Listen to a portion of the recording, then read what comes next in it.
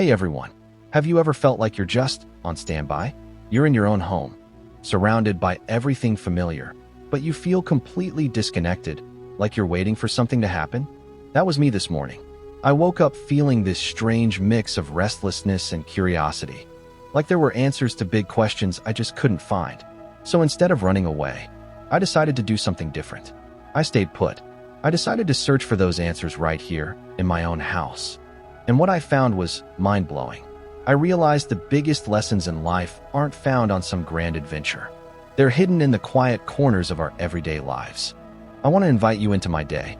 We're going to walk through 70 life lessons I found in just a few hours. And I promise you, once you see them, they'll change the way you look at everything. If you're as curious as I am about what's waiting for us on this journey, and you want to be part of a community that's dedicated to personal growth, do me a huge favor and hit that subscribe button. Your curiosity is what makes this all possible. The first lesson found me right here, in the heart of my home, the kitchen. I had a problem on my mind. This huge weight I was carrying, and my first instinct was to pick up my phone and vent. But something stopped me. A thought popped into my head. Don't tell your problems to everyone. You know that feeling, right? That sense that maybe not everyone is really on your side? It's a tough lesson, but it's real. The saying is, 80% don't care, and the other 20% are actually glad you're struggling. It forced me to ask myself, who can I truly trust? And that led me to my next big realization.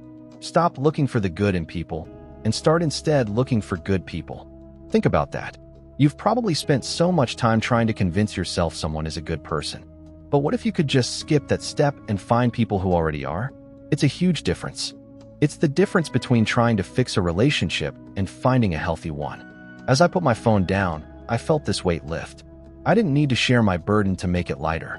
And in that quiet moment, I felt a wave of gratitude for my home, for the warmth of my coffee.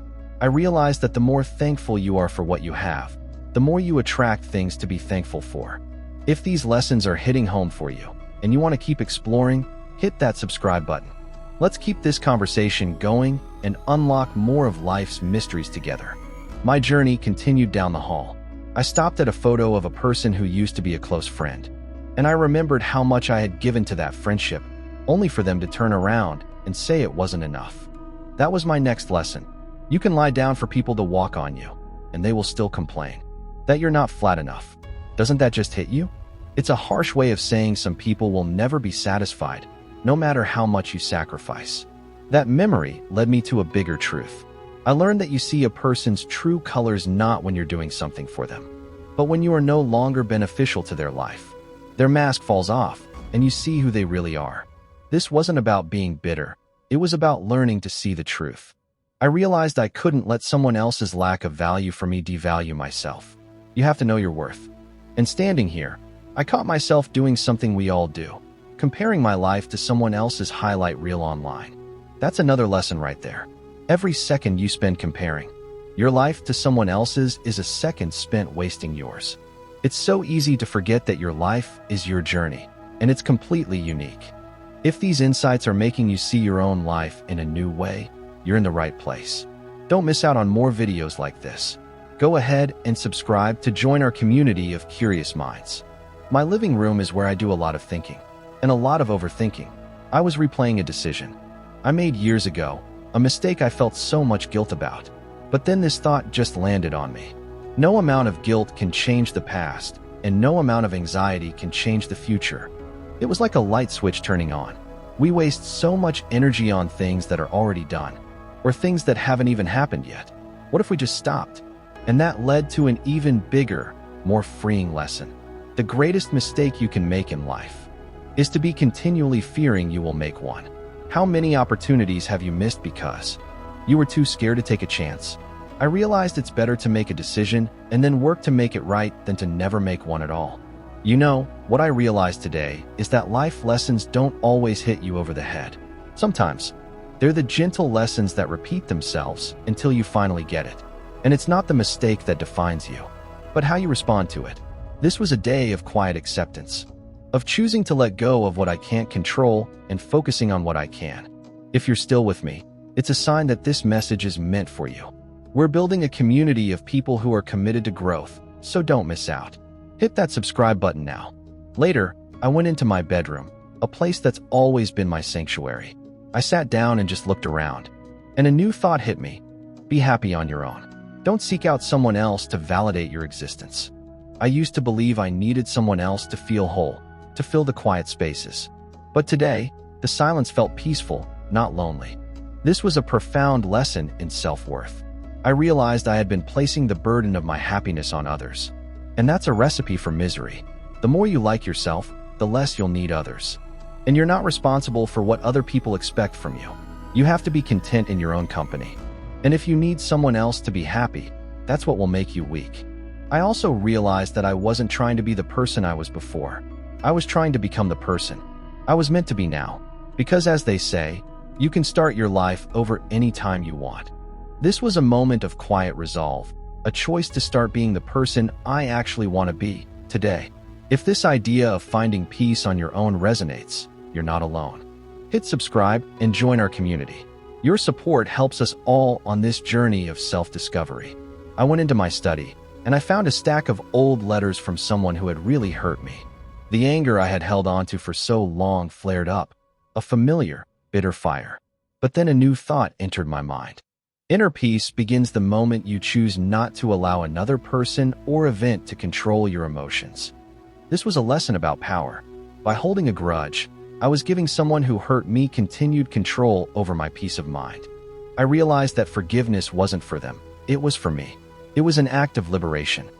He who angers you conquers you. I had been letting them win for years. This was also a reminder that sometimes the greatest mistake is to continually fear that you will make one. I had been so afraid of making a wrong move that I was paralyzed, and that was the biggest mistake of all. I put the letters away, but this time, the act wasn't about burying the past. It was about putting it in its proper place. The pain wasn't gone, but it had taught me something. It had taught me that letting go of fear is the ultimate form of progress.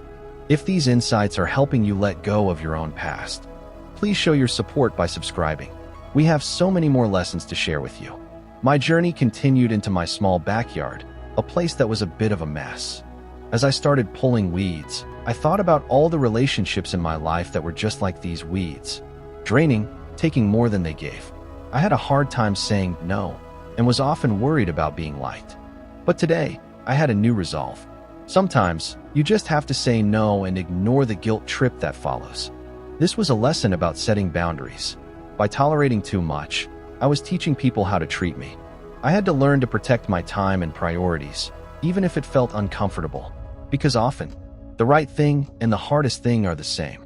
This also taught me that the pursuit of perfection is futile. What truly matters is aiming for progress. As I looked at my garden, I realized that some disconnections will bless your life. I had to let go of some people, not because I was a bad person, but because they were just not worth the effort. The garden began to look a little better, and I felt a sense of accomplishment. I was not just tending to my plants, I was tending to my own soul. If you're learning to set boundaries and prioritize yourself, you're on the right path. Let's keep going together. Please subscribe to our channel for more videos on personal growth. I ventured into my garage, a place full of old, dusty boxes and forgotten memories. I found a box of things from a past job, and I started thinking about all the mistakes I made. But then a voice in my head spoke to me. Mistakes are proof that you're trying.